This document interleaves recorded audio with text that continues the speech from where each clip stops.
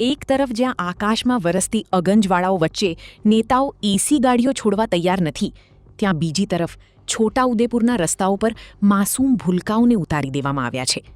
મતદાન જાગૃતિના નામે વહીવટીતંત્ર દ્વારા જે રીતે 1000 જેટલા વિદ્યાર્થીઓને આકરી ગરમીમાં રસ્તા પર તપાવવામાં આવ્યા, તેને લઈને હવે માનવ સાંકળ તો ઠીક, પણ અનેક સવાલોની સાંકળ ચોક્કસથી રચાઈ છે.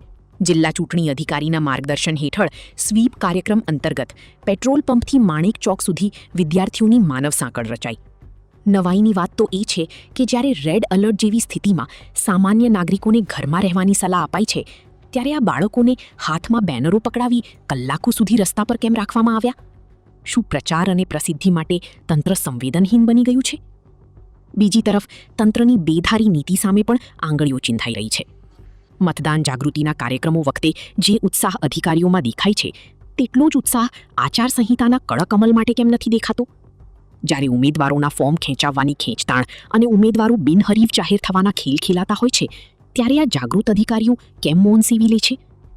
માત્ર બાળકોને ગરમીમાં તપાવવાથી મતદાન વધશે કે કેમ, એ તો સમય જ કહેશે. રાજ્યમાં ઠેર ઠેર ઉમેદવારોના બહિષ્કારના બોર્ડ લાગી રહ્યા છે અને જનતાના આક્રોશના વિડીયો વાયરલ થઈ રહ્યા છે. ત્યારે સત્તાના ઇશારે કે ઓછા મતદાનની બીકે મેદાને પડેલું ચૂંટણી વિભાગ હવે સીધો સવાલોના ઘેરામાં છે. નેતાઓ પ્રજા વચ્ચે જતા ડરી છે અને તંત્ર બાળકોને રસ્તા પર ઉતારી છે. ખરું કહેવાય નહીં,